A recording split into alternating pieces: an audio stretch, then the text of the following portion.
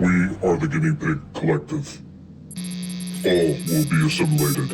Resistance is futile. Welcome back, as we're getting ready to look at a couple more toys. You see there's no pig here for this one, because quite honestly, I don't know which pig would actually belong with these.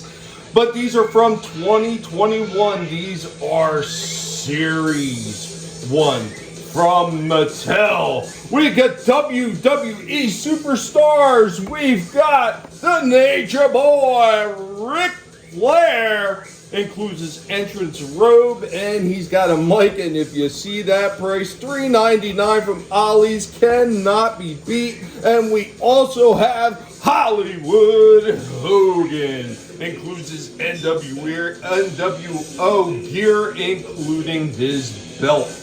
Each one of these has a few more accessories as well, so let's get these ones out and take a look at them. Showtime! First up, here we go with the Nature Boy, right out of the package. I will say the one weird thing about this one is he's got a little bit of bend to his elbow. We'll get into that when we start taking a look at the articulation. There he goes with his robe. Woo! As you can see, that robe comes right off, and you can see all the articulation that Flair has in him, and he does come with a little microphone because, well, it's Ric Flair. You can see he's got a waist turn right there. He's got movement at the knees. He's got pivot, and he's got a little bit of rock down at the feet, a turn at the shins. Got movement up at the biceps. It is a little bit limited. He's got a turn at the elbow. Once again, that is limited. Pivot and turn at the wrist, and a fairly decent amount of head rock on that one, as long as a decent waist turn. The one thing I don't like is this elbow. This is as far out as this elbow can go. It doesn't straighten all the way out. And even the turn up on this side is really not even there. I mean, they got a cut right there for the elbow, but it doesn't really go anywhere. I just don't understand that. Like, even this side, it comes down fairly straight. This side does not at all. I don't know what's going on there. It's just weird. It just does not bend down. But he does come with a few more things, so let's get them out and take a look at it.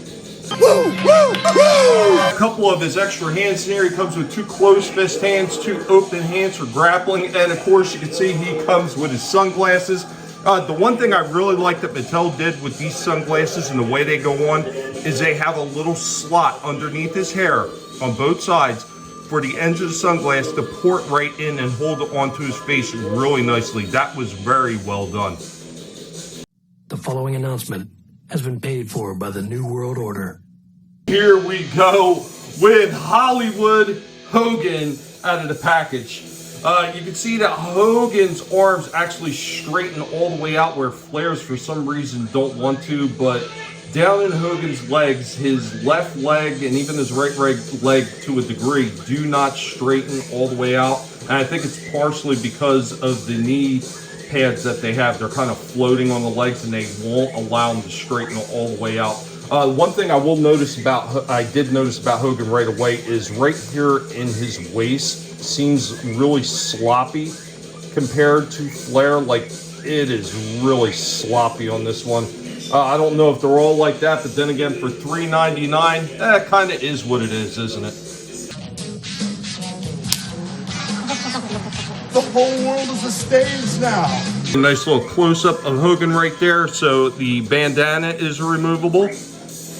The glass is kind of held on by the bandana. They will sit by themselves, which is nice, but they are also removable. The belt that he has down here is removable as well. And then, of course, you could take his NWO shirt off.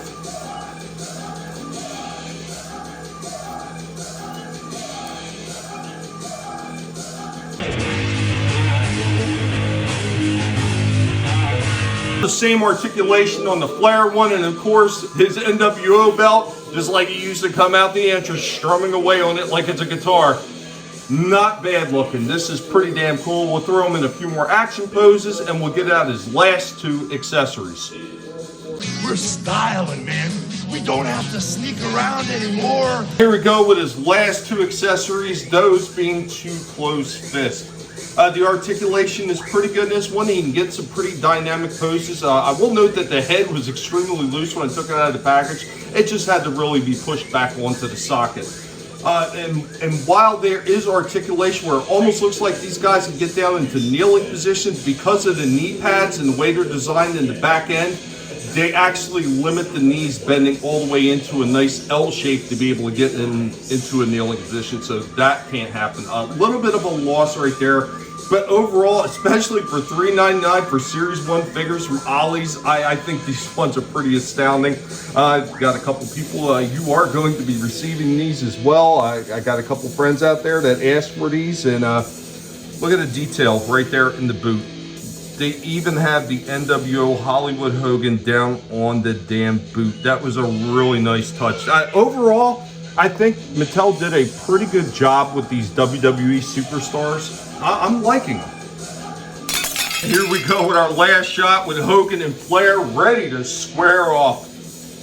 I gotta say, $3.99 for these figures is pretty damn good. Even the original price, which I can't remember if it was $9.99 or $12.99 originally in the stores, because they are still available in Walmart and Target and a few other places when you can find them, especially Walmart. I've seen tons of them at Walmart, and they have a lot of different characters. I know I have the Ultimate Warrior, I got the Undertaker, $1 Million Man, and I think I have the Ultimate Warrior. They do have Papa Shango out there as well as a few other ones like Mr. T and the Honky Tonk Man. I've talked about these on some of the shorts. I think these ones are pretty damn awesome. I'm not gonna lie.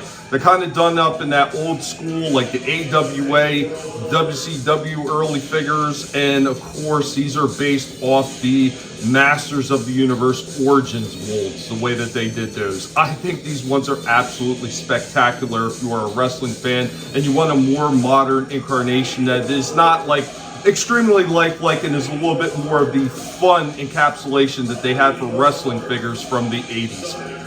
Very well done. I really do like these ones a lot. There are a few problems with them, but I think they can be overlooked for the nostalgic value and just all the little details that they did add into these. These ones are pretty awesome. We are going to give these ones 9 out of 10 toes for this set.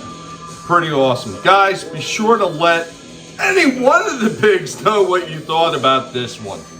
Later, y'all.